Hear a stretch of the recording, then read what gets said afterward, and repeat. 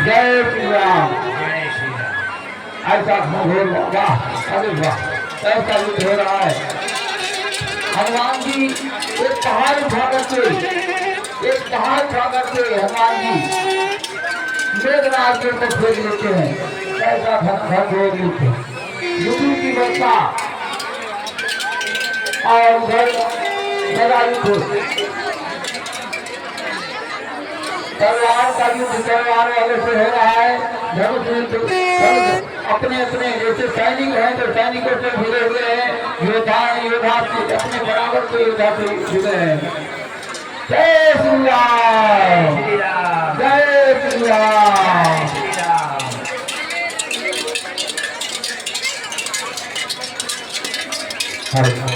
देखिए यहाँ पे जितने भी दर्शक हैं वो श्री राम जी का रावण और उनकी सेना के साथ युद्ध देख रहे हैं। तो जितने लोग खड़े मैं समझता हूँ सभी लोग राम जी की सेना नहीं है। जैसा रावण की सेना में तो कोई है नहीं। तो जनाब घोष जब हनुमान जी बुलाते हैं जय श्री राम का, तो आप लोग पीछे से जरूर जय श्री राम का उपदेश करें। जय श्री राम, जय श्री राम।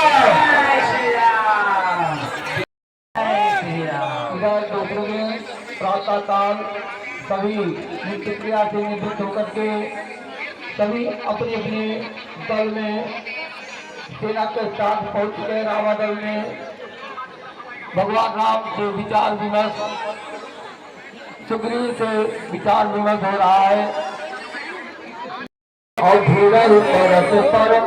अति क्रोधा लक्ष्मण जी और मेघनाथ दोनों योद्धा आपस में भिड़ जाते हैं।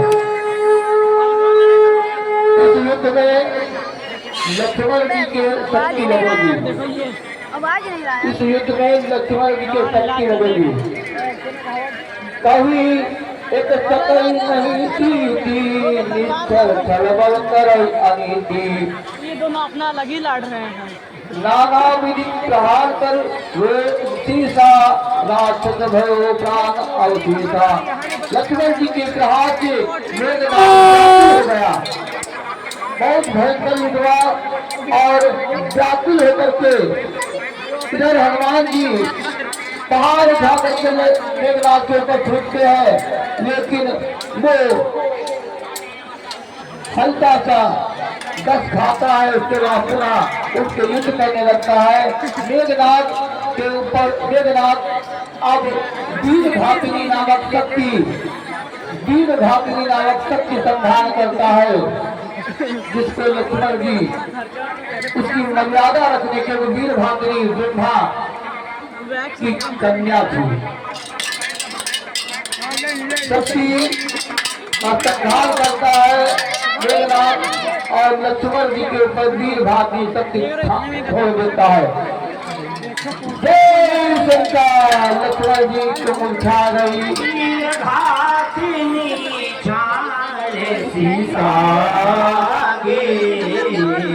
तेज पूज लक्ष्मण उड़लागी।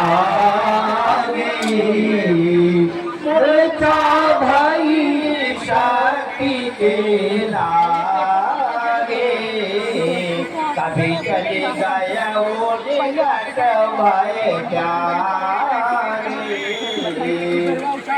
वीर घातिनी लगते लक्ष्मण जी मूर्छित होकर के गिर गए। जैसे गिरे मेघनाथ लक्ष्मण जी को उठाने का प्रयास किया, इतने में इतना भार लक्ष्मण जी के ऊपर होता है कि मेघनाथ उठा नहीं पाया। और बस देखने वालों ने देखा लक्ष्मण को आन लगी बरछी, लक्ष्मण को आन लगी बरछी। जहाँ सभी व्याकुल है, भगवान राम कहते हैं फिर कहाँ लगो है बानो बदला दे लक्ष्मण भैया। फिर कहाँ लगो है बानो बदला दे लक्ष्मण भैया। तू कैसे रो रहा है तेरा भाई रो रहा है, तू कैसे रो रहा है तेरा भाई रो रहा है। मेरे संकट में है प्राण बतला दे लक्ष्मण भैया, तेरे कहा लगो है बाण बतला दे लक्ष्मण भैया। इस तरह से भगवान राम विलाप कर रहे हैं, लक्ष्मण जी को गोदी में बिठा। कुछ समझ नहीं आ रहा, भगवान राम पूछ रहे हैं जामवंत बदलाव क्या किया जाए। इधर विभीषण जी से भी सलाह देते हैं तो जामवंत जी सामने आ गए। इनको पता था जामवंत का वैद सुखेना, अलंकार हाय को पठई लेना। श्री हनुमान जी बैदराज को लेने जा रहे हैं और उनकी कुटिया में पहुंच चुके हैं। उन्हें लेने गए हैं और कुटिया सहित उनको उठा कर ला रहे हैं हनुमान जी। ध्यान दे, देखिए कुछ जो दर्शक गण हैं वो जो साउंड सिस्टम जहाँ पे रखे ला रहे हैं सुषेण वैद्य जी को। पहले वो तैयार नहीं थे, लेकिन उनको मरीज को ठीक करने का जो धर्म है समझाया, तब बड़ी देर के बाद में सुषेण वैद्य जी आ रहे हैं और हनुमान जी जय श्री राम। श्री राम। राम पदार बिंद नायो आय सुखेन, कहा नाम गिरियो सभी जाओ पवन सुतवेन।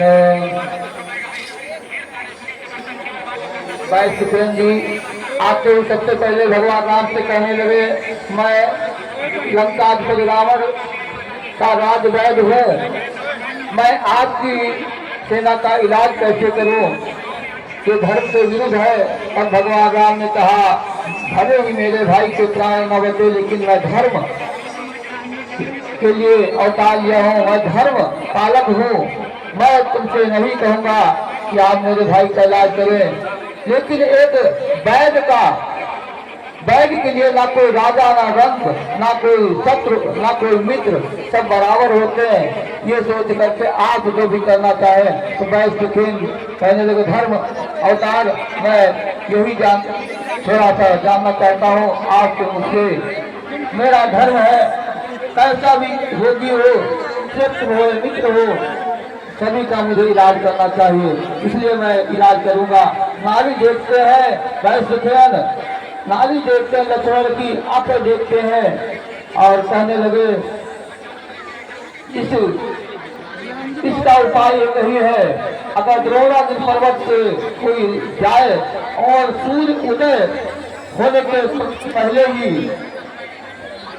सूर्य उदय के पहले ही संजीवनी नाम की बूटी ले आए तो इनके प्राण बच सकते हैं। आज हनुमान जी कहने लगे मैं लेने जाऊंगा और सूर्य उदय के पहले आ जाऊंगा, तो क्या आप बूटी की पहचान बदला दें। कहा बूटी की पहचान बदला दे। कहा पहचान वो है कि वो बूटी हमेशा चमकती रहेगी, अंधियारे में प्रकाश देती रहेगी। हनुमान जी चल देते हैं, राम चरण सरसिज उर राखी, सदा प्रबंधन सुते बल भारी। जय श्री राम करके हनुमान जी चल देते हैं। तुम्हारा दूत तो मारो मुदनावा, राम पालनी में ग्रह आवा। जैसे दूध उसको मार करके बूटी को लेकर के चल देते हैं पहाड़ पे। देखा सभी बूटियां जल रही है, वहां पर चमक रही, तो पूरा पहाड़ ही ले लिया। जय श्री राम। जिसमें जो दवाइयाँ थी शल्य करनी, विशल्य करनी, सवारनी और संजीवनी, चार बूटी उस पहाड़ पे थी। चारों बूटियों को हनुमान जी ले आए। शल्य करनी, विशल्य करनी और सवारनी, संजीवनी। जय श्री राम। हाँ भैया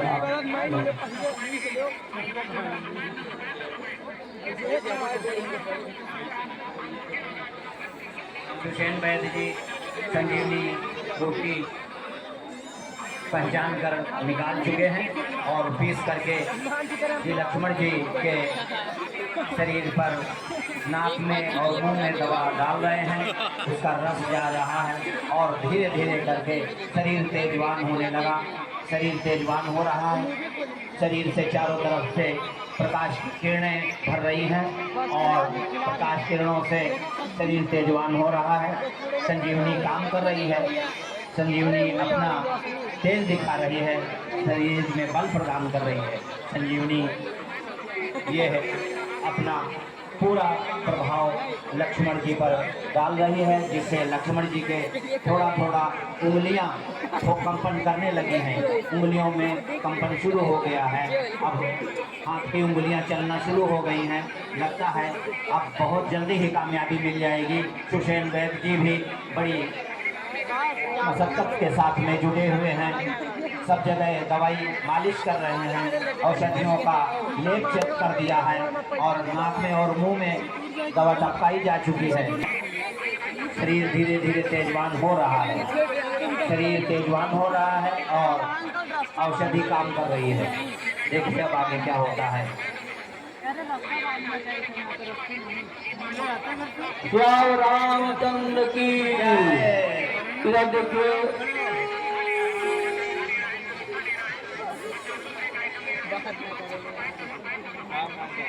संजीवनी बूटी को कैसे पिलाया। सुखेंद्र बूटी घोल के पिलाए हैं, खोल के पिलाए हैं। राम के चरणों में लक्ष्मण जी सर झुकाए हैं। राम के चरणों में लक्ष्मण जी सर झुकाए। लक्ष्मण जी के रामचंद्र की राम के चरणों में लक्ष्मण जी सर झुकाए हैं। वीर बजरंग गदा हाथ में उठाए। हनुमान जी गदा हाथ में उठा लेते हैं। जय श्री राम, जय श्री राम। जैसे ही लक्ष्मण जी की मूर्छा टूटती है, रामादल में खुशी की लहर छा जाती है और उधर रावण के दल में अद्भुत होता है कि लक्ष्मण जी की मूर्छा ठीक होती है तो बहुत ही क्रोधित होता है मेघनाथ। इधर देखिए ये खबर लंका अधिपति रावण को लगी कि लक्ष्मण की मूर्छा जागृत हो गई। तो उस दिन ध्रुव यानी ध्रुवांत अकल्पन सहस्त्र अर्धविद्या ने बीच में मुझे क्यों जगाया। अकित्यावत है क्यों तुम्हारा मुखमंडल अलीन है। तथा कही तब ही अभिमानी जय प्रकार सीता हरियाणी। कहने लगा रावण, कहने लगा तुमको नहीं जाते, तुम तो सो रहे थे। मेरी बहन चुप न था कि नाक कान काट लिए। तो अयोध्या के राजकुमार तपस्वियों ने मेरी बहन चुप न था कि नाक कान काट लिए। मैंने उनकी सीता नाम की भार्या का हरण कर लिया और वहां से बंदर आया, लंका नगरी को जला दिया। ये सब वृत्तांत बताता है, कुंभकर्ण समझाता है ये आपने गलत किया। ये आप सुनित सिकंदर वचन तो कुंभकर्ण विलखान जगदम्बा हरियाण कर अब सट चाहत कल्याण। अरे तुमने जगत जननी जगदम्बिका का हरण किया। ये हरण करने के पहले मुझसे पूछ लिया होता ये क्या तुमने कर लिया। भव कीन तय निश्चल अब वही आई जगायु कहा। अब क्यों मुझे जगाने आए, पहले क्यों नहीं जगाया। अदहु तात त्याग अभिमाना भद्र राम हुई है कल्याण। कल्याणा मेरी बात मानो, अभी उनकी शरण में चले जाओ। वो जगत पिता है, वो तुमको अपनी शरण में ले लेंगे और तुम्हारे सारे दोष दूर कर देंगे। कुंभकर्ण की बात सुनकर दशरथ कहता है दशरथ मनुज रघुनायक जाके हनुमान। कुंभकर्ण कहता है हनुमान जैसे जिसके नायक है उसका तुम क्या बिगाड़ सकते हो। नारद जी ने मुझे ज्ञान दिया था, मैं तुमको सुना रहा हूँ। अब भगवान, लेकिन अब क्या